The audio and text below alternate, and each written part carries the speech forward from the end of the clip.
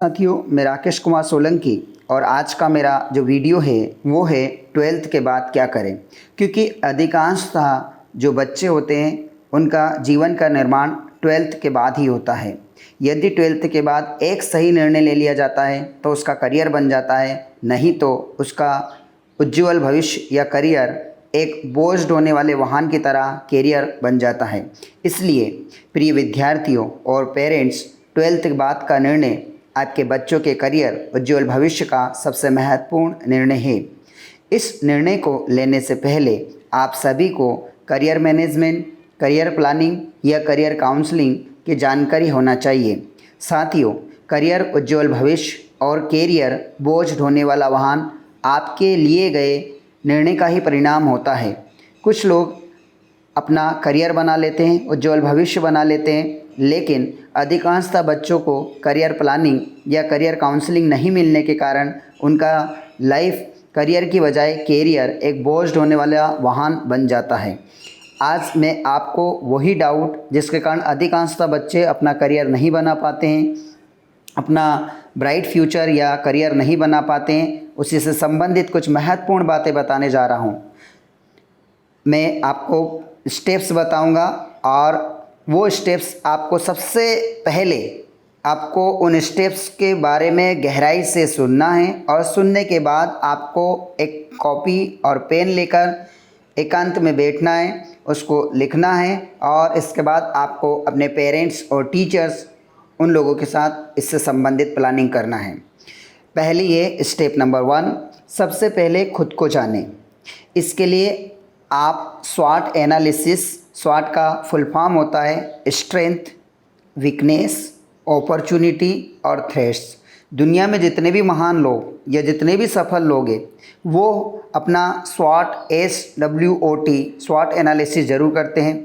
इसके ऊपर मैं पूरा एक डिटेल वीडियो बना दूंगा ताकि आप बहुत अच्छे से अपना स्वॉट एनालिसिस कर सकें। लेकिन अभी साधारण शब्दों में कहूँ तो आपके विशेष गुण या खासियतों को जानने की जो काम है, या आप ये मान के चलें कि आप किस क्षेत्र या कार्य में बेस्ट हैं, उसे लिख लें। मैं इस कार्य या क्षेत्र में बेहतर कार्य कर सकता हूँ। हमेशा ध्यान रखिएगा, जो भी क्षेत्र या कार्य चुने वह विद्यार्थी की पसंद का होना चाहिए। पेरेंट्स और टीचर्स केवल बच्चों के पसंदीदा कार्य को या क्षेत्र को चुनने में सहयोग और महत्वपूर्ण जानकारी एकत्र करने का ही कार्य करें, ना कि बच्चों पर खुद की पसंद को थोपने का काम करें। क्योंकि आपके अनुभव, क्षमता और पसंद आपकी है, ना कि विद्यार्थी की। इसलिए बच्चों को उनकी पसंद का कार्य जिसे वे पूरे मन से खुश होकर करें, ऐसा कार्य चुनने में पेरेंट्स और टीचर्स मदद करें। स्टेप नंबर 2, जिस भी क्षेत्र या कार्य को बच्चे करना चाहते हैं उसके बारे में पूरी जानकारी प्राप्त करें कि उसका स्कोप क्या है, संस्थान कहाँ है, खर्च कितना है, समय कितना लगेगा इत्यादि।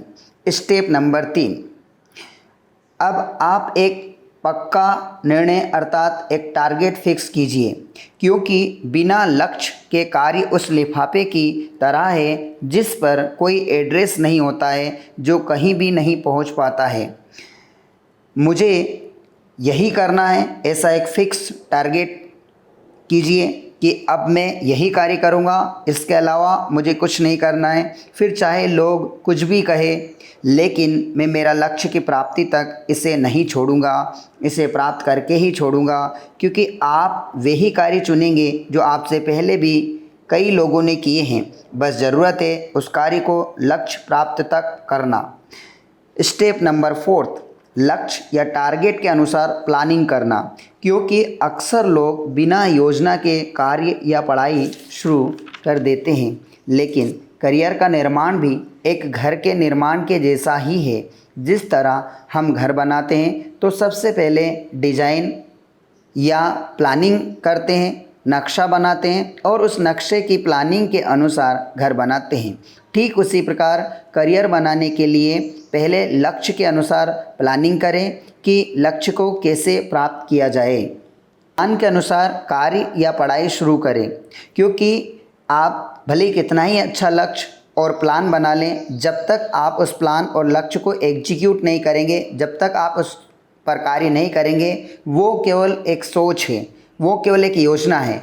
योजना तभी सफल होती है जब हम उस पर कार्य करते हैं। तो साथियों, जो आपने प्लान बनाया है आप उस पर कार्य करें, अनुभवी लोगों से गाइडेंस प्राप्त करें कि और कैसे बेहतर तरीके से लक्ष्य को प्राप्त किया जा सकता है। अधिकांश लोग पढ़ाई पहले शुरू कर देते हैं, जिनका ना तो कोई लक्ष्य होता है ना कोई योजना, और इसी कारण बेरोजगार बन जाते हैं। करियर बनाना भी एक मैनेजमेंट है, इसीलिए तो इसे करियर मैनेजमेंट या करियर प्लानिंग कहते हैं। स्टेप 5, इम्प्रूवमेंट या नेवर गिव अप का फार्मूला। हर सफल व्यक्ति लक्ष्य को नहीं बदलता है, बल्कि सफलता ना मिलने पर कार्य करने के तरीके बदलता है। इसीलिए किसी कारण से यदि आप पहली बार में सफल नहीं हुए तो आप अपनी योजना में सुधार कीजिए, आप अपने तरीके बदलिए।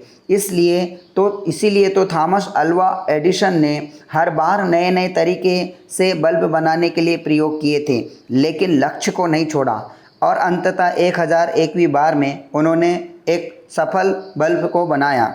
साथियों, इसके बाद के मेरे जो भी वीडियो रहेंगे विद्यार्थियों, वो सब आपको सब्जेक्ट के अनुसार किस किस सब्जेक्ट में कौन कौन से क्षेत्र में आप जा सकते हैं, कौन कौन से क्षेत्र में आपके लिए बेहतरीन संभावना है, ताकि यदि आपको आपके पेरेंट्स गाइड नहीं कर पा रहे हैं या फिर आपके टीचर्स गाइड नहीं कर पा रहे हैं तो आपको अलग अलग क्षेत्र में बताऊंगा, आप उनमें से जो आपके लिए बेस्ट है उसको चूज कर सकते हैं। लेकिन आप इन चीज़ों को करियर चूज करने में ज़रूर अप्लाई करें, ये आपको बहुत मदद करेगी। Thank you so much.